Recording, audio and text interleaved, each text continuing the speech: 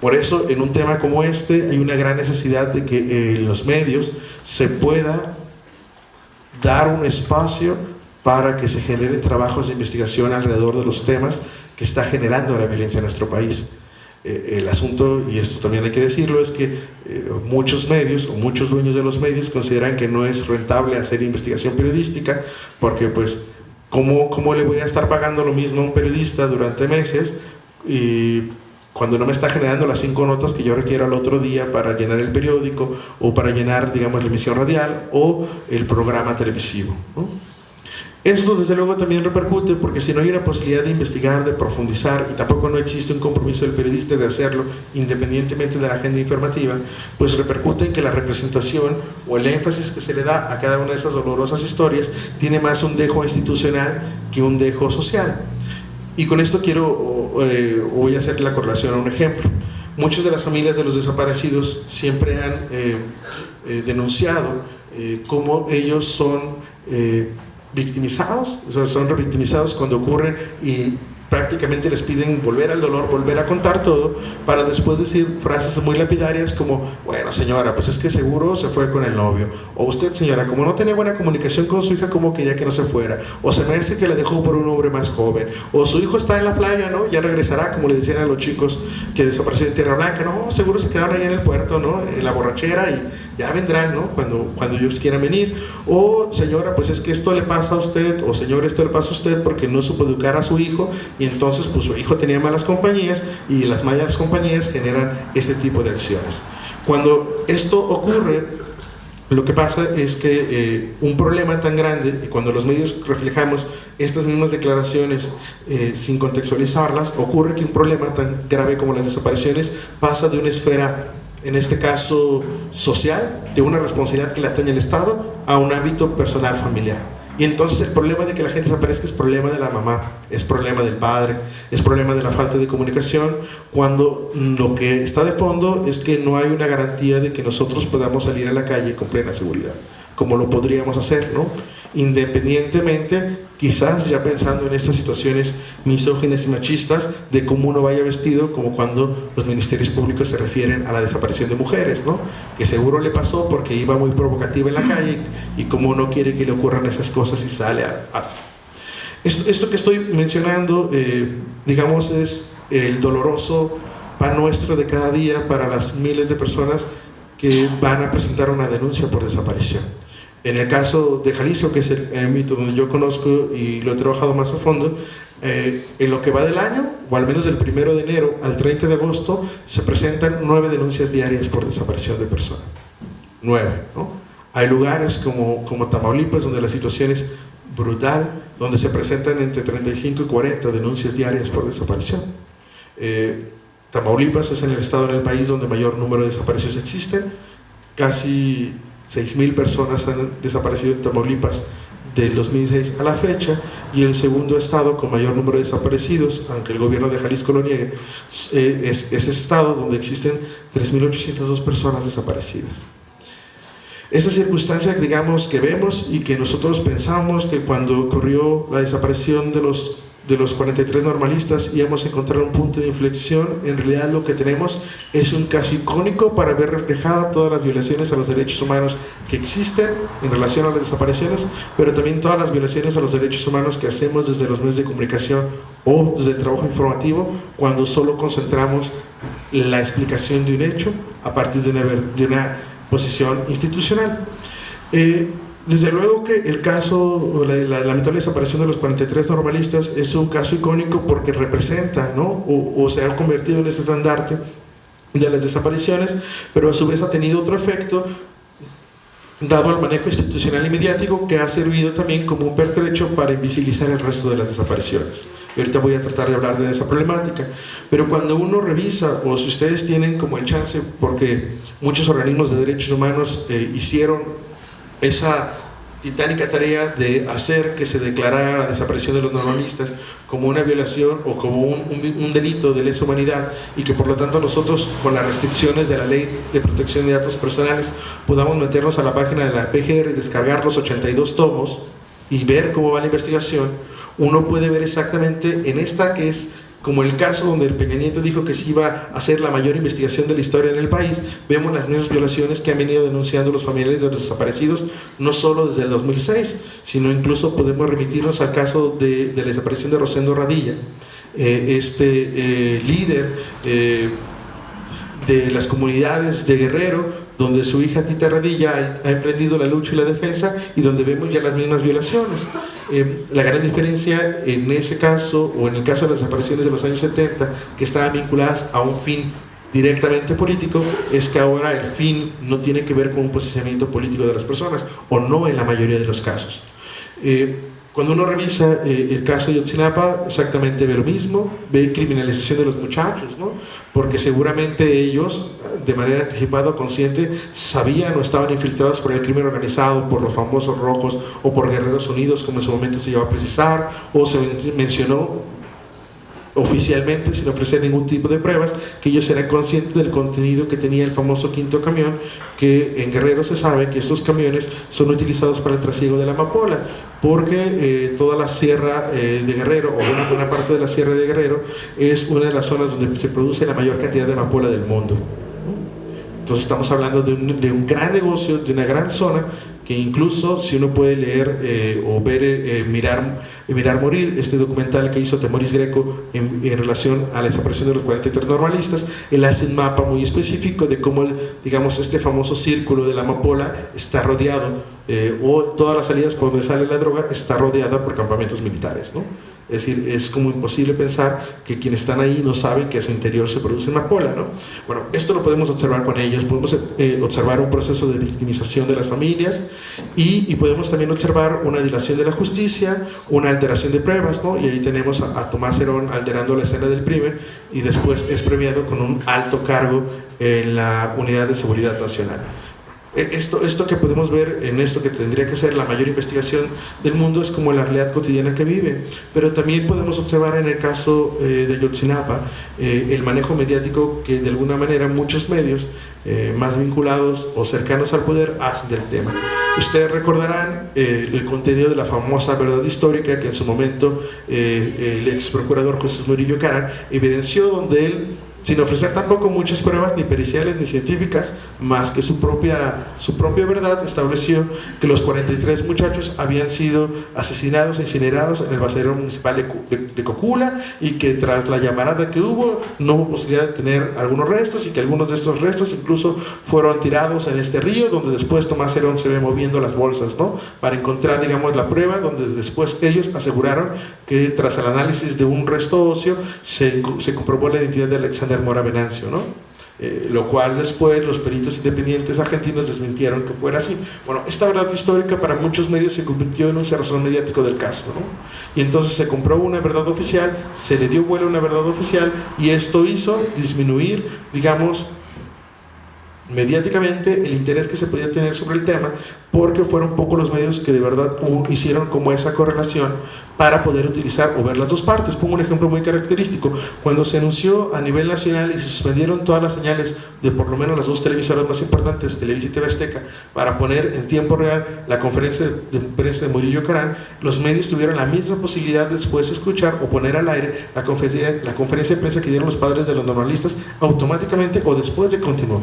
Y se ofreció la señal, ni Televisa, ningún otro medio quiso tomarla, ¿no? Únicamente pusieron a la luz la verdad oficial, cuando incluso, pensando en que tenemos una ley de telecomunicaciones y radiodifusión que tiene un apartado donde hay derechos de las audiencias, teníamos nosotros derecho a que ellos nos mostraran la otra parte, y a partir de eso uno pudiera sacar sus propias conclusiones. Si uno piensa como en el caso, digamos, Ayotzinapa, y estas lluvias como de palabras son algunas de esas palabras que nosotros fuimos recolectando a partir del análisis que hicimos de las notas que sucedieron, por lo menos los dos, desde que ocurrió el hecho o que se dio a conocer lo que había ocurrido en Iguala, hasta esta famosa construcción de la verdad histórica. Y entonces, como la mayoría de los casos o la mayoría de los medios se concentraba en posicionar la voz institucional. Entonces, cuando hay una representación del hecho o de la violencia y lo violento a partir de una sola postura, entonces se puede desdibujar la lucha que están haciendo los familiares, que incluso se sintieron violentados cuando esta información que dio a conocer Murillo Caram, por derecho tuvo que haberse presentado a ellos antes de que se hiciera pública, ¿no? porque imagínense la gravedad de lo que implica que tú te enteres que tu hijo aparentemente murió antes de que te lo digan a ti, y te enteres por la pantalla, ¿no? Con un nivel de inhumanidad tremendo. Bueno, esto que ocurrió con Murillo Karam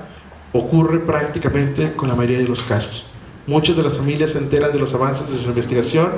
cuando el fiscal, el procurador o el gobernador ventilan la información a la prensa, y nosotros somos totalmente irresponsables, que ni siquiera somos capaces de consultar a la persona y representamos o reproducimos la misma declaración, ¿no? Y uno puede justificarse periodísticamente hablando de que hay mucha premura, de que uno tiene como mucho chamba y de que la situación está muy forzada, y eso puede ser que sea cierto, y no lo voy a negar porque me ha tocado vivir esa circunstancia, pero creo que también uno tiene posibilidad de decidir, ¿no? Y siempre en el periodismo hay una posibilidad de decidir, porque aunque nosotros digamos que en mi medio no se publica eso, o que mi editor no me va a dejar pasar eso, quien está centrado frente a la computadora cuando escribe es uno, no el editor, ¿no? Y uno tiene la posibilidad de decirlo, y ya después puede dejar pasar el otro, o puede pelearse para defender el derecho a conocer o al derecho a la información que tenemos todos, pero esa es una segunda instancia. Entonces, la representación que hubo alrededor de esta gran desaparición, que se volvió icónica, pero que a su vez puede evidenciar como las múltiples violaciones que sufren todas las familias de los desaparecidos, es que uno puede ver a través de esta cobertura institucional o el manejo institucional y la cobertura mediática cómo hay un desdén, una falta de contextualización, como si de repente estos 43 chicos hubieran desaparecido así, ¡fum!, ¿no? Y esto no respondiera a un escenario mayor de una violencia que en Guerrero, por ejemplo, ya había dejado muchas víctimas de desaparición. Por eso, en aras de un ejercicio de autorrepresentación y de mencionar que estaban ahí, los otros familiares se conjuntaron con los otros desaparecidos de Iguala, ¿no? Para manifestar y decir que no solo eran los 43, sino que en Iguala, anterior a este hecho, había muchas personas desaparecidas que requerían la misma atención que estaban recibiendo los normalistas. Cuando, en la experiencia que tengo, cuando un gobierno decide apostarle como a un caso, lo que hace es que concentra toda la atención en ese caso y va generando fricciones entre otras familias que también viven la problemática, porque se van sintiendo desplazadas en la atención, ¿no? Siendo que ellos mismos llevan años denunciando las mismas problemáticas o las mismas ausencias. Y esto en su momento se vio también muy puesto en el propio discurso, y ocurre de manera natural, que tenían los familiares de los 43 cuando se referían a la problemática únicamente a partir de ellos, ¿no? Y no había como esa posibilidad, no porque no lo supieran, sino porque el proceso institucional también así los envolvió, de pensar que son 43 y más, y miles, ¿no? Como en su momento las mamás, por amor a ellos, en la marcha que se hizo por los 2 años de lo que ocurrió en Iguala, participaron en esta marcha colectiva, y ellas, cuando todo el mundo hacía esta cuenta, ¿no?, de contabilizar hasta el 43, ellos empezaron a gritar y más, y más, y más, deseosas de que por ese momento estos jóvenes que estaban totalmente indignados por el caso de Ayotzinapa se sintieran igualmente indignados por el caso de ellas, ¿no? Y esta, digamos, no vinculación también tiene que ver con un problema de representación que hacemos del tema, porque, como lo vamos a ver ahora en el caso de un ejercicio similar de análisis informativo, que yo aquí le voy a dejar después a Celia como el texto para que lo puedan ver como más concreto, y más bien para yo platicarlo aquí, muchas de las coberturas que se da o se dio en su momento sobre el tema de las desapariciones se focalizó únicamente en hablar del caso Ayotzinapa. Y con esto no quiere decir que no es importante que se hable, es vital que se hable, y es vital que nosotros sigamos exigiendo una explicación real de lo que pasó ahí. Pero si solo miramos el afuera sin espejear hacia adentro, entonces el resto de las desapariciones locales se invisibiliza. Por eso en el caso de Jalisco se cree que los desaparecidos están fuera, ¿no? Que allá en la tierra del tequila y el mariachi no pasan esas cosas, ¿no? Porque hay uno de estos listones que ustedes ven colgando. Lo que está detrás es el Palacio de Gobierno, y ese es como el kiosco que está ahí enfrente. En cada uno de esos listones es el nombre de uno de los desaparecidos de Jalisco, que fue escrito de manera solidaria por la gente que iba pasando, y que al menos en ese momento se pudo ir a su casa con un nombre, ¿no? Y entonces se les pedía que lo escribieran, digamos, en este caso, el nombre, la fecha, y lo colgaban ahí. Y ese kiosco, bueno, ese es un primer listón, se llenó y se dejó por varias horas de ese día, para que frente al Palacio de Gobierno se hiciera un reconocimiento de que ahí están, ¿no? porque las personas, a pesar de que desaparecen, siguen siendo, ¿no? Por eso la relevancia que también como nosotros, como comunicadores académicos o periodistas, aprendamos a referirnos a ellos en presente y no en pasado, ¿no? Que también es un error común que tenemos incluso nosotros, ¿no? En las charlas cotidianas. Cuando se hizo este ejercicio de ver cómo la prensa local hablaba sobre el tema de las desapariciones, se analizaron un total de 39 notas que salieron en aproximadamente 2 meses. Y de esas 39 notas, solo 4 de ellas hablaban de las desapariciones de Jalisco. El resto de las notas se concentraban en hablar de otras desapariciones que ocurrían en otros estados, como en el caso, digamos, de lo que ocurrió en Iguala, o como lo que ocurrió aquí en su momento en Tierra Blanca, ¿no? Porque era como esa misma temporalidad. Y entonces, lo que ocurría es que no se hablaba, ¿no? O sea, los medios referían las desapariciones como si eso fuese un tema ajeno al Estado, ¿no? Y entonces, cuando uno a lo mejor no tiene mayor posibilidad de informarse más que eso y considera que eso está así, pues uno no logra generar una empatía con el tema, ni un lazo de solidaridad porque lo mira lejano, ¿no? Por eso a lo mejor yo me siento más seguro saliendo a marchar por Ayotzinapa que saliendo a marchar por los de aquí, ¿no? Pues porque hay una cercanía que también imposibilita, y eso de alguna y múltiples maneras pues beneficia la postura institucional, ¿no? Porque pues al gobierno de Jalisco, en términos particulares, le resbala que la gente salga a marchar por Ayotzinapa, ¿no? Más bien hay una implicación cuando se marcha por los que están ahí. Y por eso en algunos colectivos o en algunas experiencias inició, y esto lo quiero decir como una especie también como de una propia como separación entre las familias que llevan mucho tiempo con esta problemática y en su momento con las familias de los 43 normalistas, ¿no? Porque el Estado y los medios hicieron esa separación, como si esos fueran prioritarios y el resto no. Pero esto mismo ocurre de manera particular cuando, digamos, la Fiscalía de Veracruz o la Fiscalía de Jalisco toma un caso, le mete todos los kilos y al resto los olvida, ¿no? Porque al final lo que se busca es desarticular. Y si se busca desarticular, entonces no generas como una agrupación, porque imagínense lo impactante que pudiera ser tener en una marcha nacional como la que va a ocurrir el 24 de noviembre a todos los colectivos de desaparecidos del país, junto con las madres centroamericanas que en este país año con año vienen a buscar a sus seres queridos. Esta marcha va a suceder, ¿no? Y es una marcha donde van a estar unidas todas las fuerzas, y yo espero también que eso nos haga a todos de alguna manera hacernos presentes por las formas en las cuales podamos hacer. En este análisis, igual con estas palabras, lo que ocurría en la revisión de las notas es eso, ¿no? La mayoría de las palabras o las expresiones se concentraban en estos posicionamientos institucionales o se focalizaban como en una propia estigmatización del desaparecido. En estos, por ejemplo, gráficos que van a ver acá, los actores individuales más mencionados en las notas era el poder ejecutivo, ¿no? Eran algunas organizaciones civiles o familiares, pero la gruesa de la información o la fuente informativa casi siempre es el gobierno. Lo mismo sucedió en análisis sobre lo de Ayotzinapa y lo mismo sucedía en este caso sobre lo que ocurría en Jalisco o lo que informaban los medios tapatíos. Y bueno, ¿cuáles eran como las características de los desaparecidos en las notas periodísticas? En la mayoría de ellos, pues los desaparecidos son estudiantes, son jóvenes, en este caso de la vinculación son normalistas, pero eran pocos trabajos o se hacen pocos trabajos donde se haga entender por qué son jóvenes los que desaparecen. Es decir, ¿qué hay en la juventud? ¿Qué tiene este tipo de población que hace que alguien más se vea muy interesados en lo que ellos les pueden dar o ofrecer, ¿no? Pareciera que cuando se habla de desaparecidos se habla de una gran masa que no tiene características, y cuando uno revisa, por lo menos 7 de cada 10 personas que desaparecen en este país son jóvenes. Es decir, es una generación, la generación de muchos de nuestros alumnos o de muchos de los que están aquí presentes es la que está desapareciendo, pero también esa desaparición son las que han muerto. Es decir, en el país, digamos, si uno quisiera hacer un perfil, pues la edad que rondan en las desapariciones está entre los 18 y los 28 años. Ahí se concentra el grueso de los desaparecidos, y lo mismo ocurre, aunque con una edad un poco más mayor, de los 18 a los 32 de las personas que han perdido la vida. Es decir, estamos perdiendo a una gran generación y estamos buscando a una buena parte de ella. En este proceso de pensar como en la representación y en todo eso, bueno, en estos que son como resultados, en el caso de Jalisco, que imagino,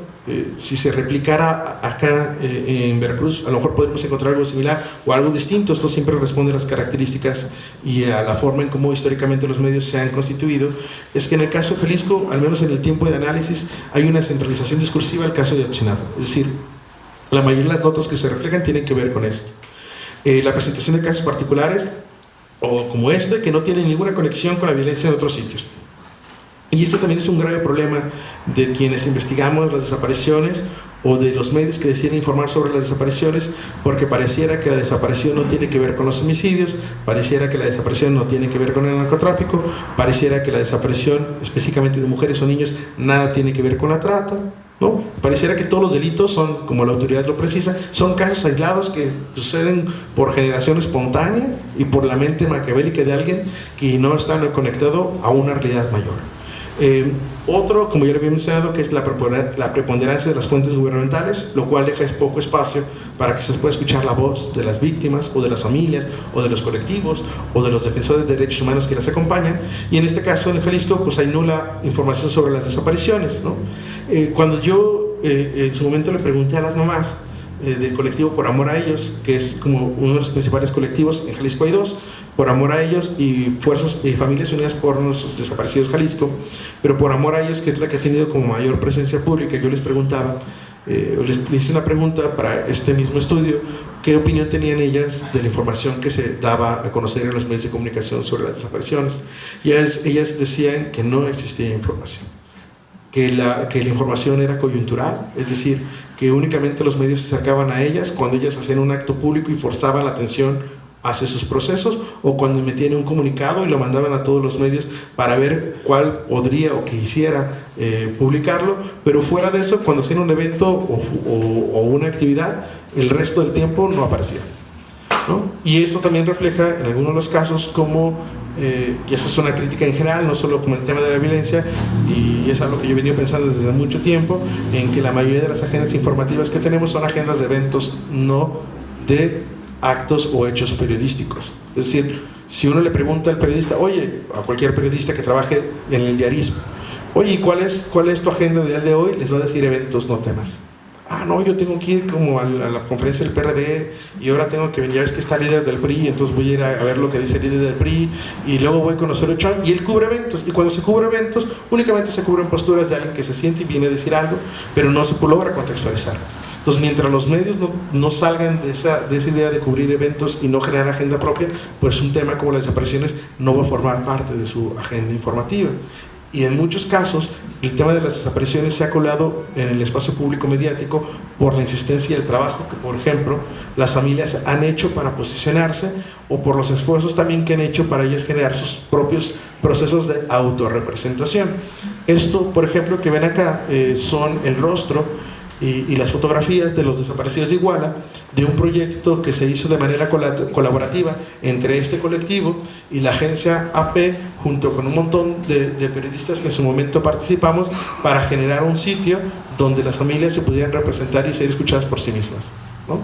Y fue por una necesidad de que las familias creyeron que era mejor para ellas generar un espacio donde pudieran posicionar su voz a esperar que la prensa local fuera hacia ellas, ¿no? Y ese es un proceso muy fuerte, porque también nos hace ver como la valía que tienen estas familias, porque pese a tener una situación de vida muy complicada, se las ingenian para aprender a usar redes sociales, para aprender a hacer boletines de prensa, para aprender a hacer actos o performance en el espacio público, con tal de que nosotros las volteemos a ver, no solo como medios, sino también como sociedad. Y en este discurso informativo alrededor de las desapariciones, lo que vamos encontrando es, una estigmatización, ¿no? Entonces, estos como adjetivos vinculados como estudiante, jóvenes, delincuentes, se colocan sin una adecuada contextualización. Entonces, si el fiscal dice que la desaparición está presuntamente generada o vinculada por acciones del crimen organizado, a veces uno se la compra como periodista o como sociedad, y entonces automáticamente estigmatiza el desaparecido y de, pues es que si uno anda en cosas malas, otra vez insisto, en este país pareciera que nos merecemos lo peor, ¿no? Y a lo mejor eso también responde a otras narrativas que también hemos aprendido en la vida, como cuando vemos una telenovela y justificamos que a la mala al final le pase lo peor por malvada y maldita, ¿no? Porque hizo sufrir a la protagonista. Bueno, esas mismas réplicas sobre esas narrativas o esas matrices culturales las replicamos acá, y entonces otra vez insisto, no hay algo o hay pocos medios o compañeros que están trabajando por contextualizar el por qué son los jóvenes los que desaparecen, o con hacerse una pregunta que a lo mejor es una pregunta tan simple que parece ignorada.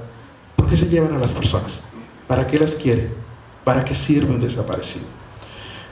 Esta estigmatización va acompañada también de una revictimización donde a las familias, en muchos de los casos, solo se les muestra a través del dolor, pero no mediante su empoderamiento o lucha, ¿no? Ahí me faltó esta palabra. ¿Por qué? Porque a lo mejor a muchos medios, y ahorita les cuento un par de terribles anécdotas, les interesa más bien ver el ojo, ¿no?, de la mamá que está sufriendo, para que entonces todos nos condolamos y digamos, ay, pobrecita mamá, y ya, ¿no? Y no podemos entender que esa mamá, que desde luego tiene un dolor muy fuerte, está en la calle, está gritándole al gobernador, está peleando para que ustedes y yo no desaparezcamos. Esa revictimización también sucede cuando los periodistas somos lo suficientemente insensibles como para hacer preguntas como de, a ver, cuénteme cómo desapareció su hijo, como si le estuviéramos preguntando por aquella vez que perdió las llaves, ¿no? Y en estos casos resulta terrible que lo hagamos así, porque la mayoría de las madres que han decidido salir al espacio público han sido infinitamente entrevistadas, y uno tendría que tener el suficiente respeto para leer lo que pasó y no volvérselo a preguntar.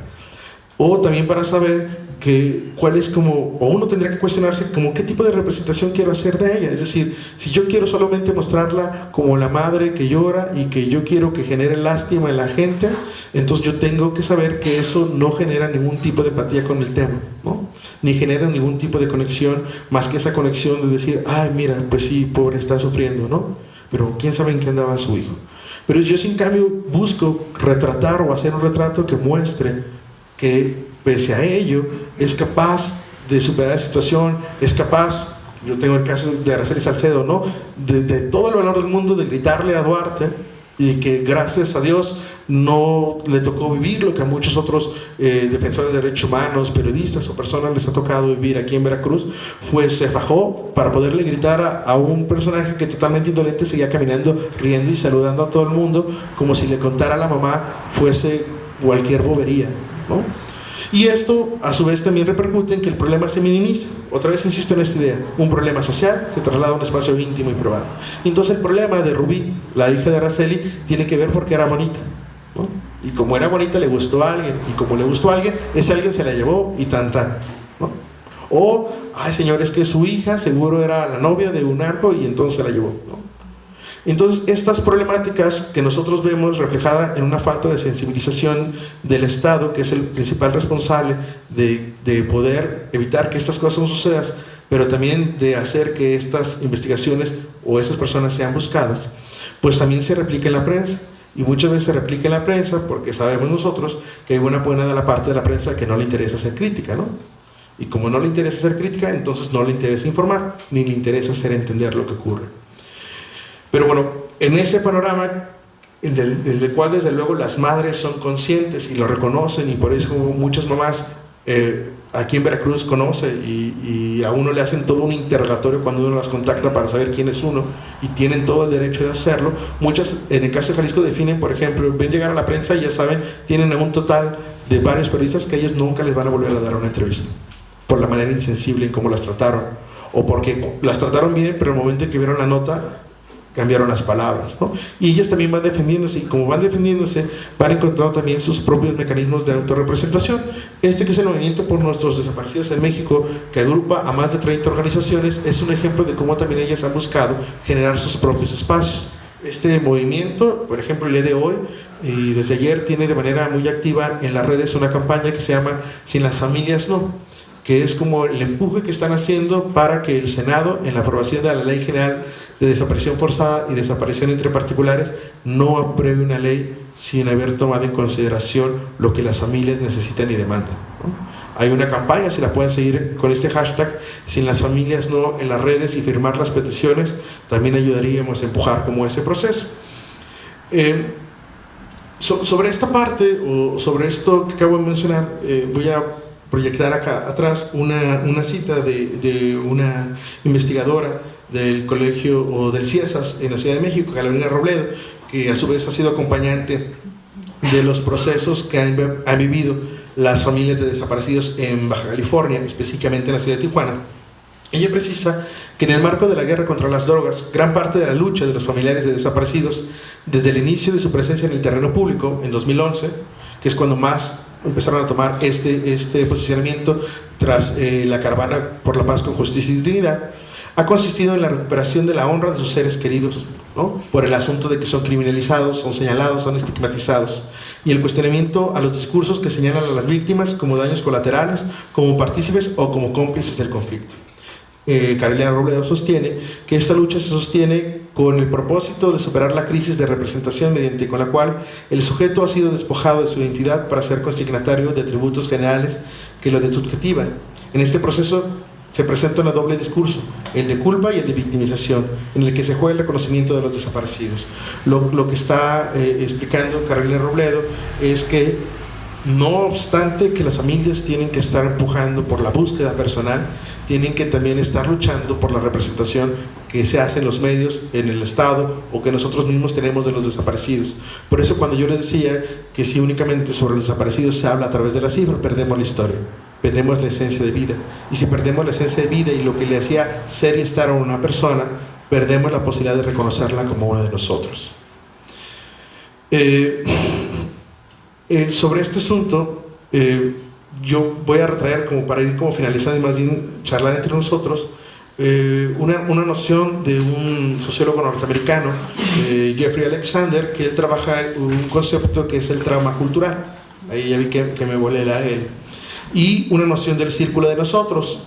Para él, un trauma cultural adquiere una dimensión, un trauma adquiere una dimensión cultural cuando los miembros de una colectividad que ha vivido episodios horrendos, como los que nosotros vivimos casi a diario, consideran que estas desgracias han dejado una huella indeleble en su conciencia colectiva, marcando su memoria para siempre y cambiando su identidad futura de maneras fundamentales e irrevocables. Esta conceptualización de los efectos culturales y simbólicos que son ocasionados por las distintas violencias, así en plural, que padecemos socialmente, permite ver cómo éstas configuran y amplían el círculo de nosotros, un espacio donde, diría él, el dolor ajeno puede sentirse como propio.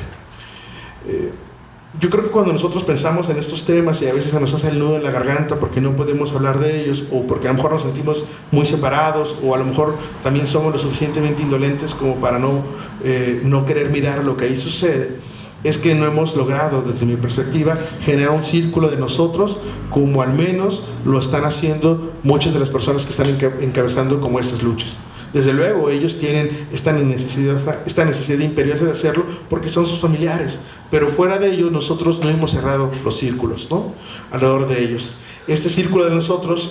o si entre más grande llega a ser este círculo de nosotros o este acompañamiento que podemos hacer, existe mayor posibilidad de recuperar las redes sociales legales o institucionales incluso, que han sido rotas por el trauma cultural compartido.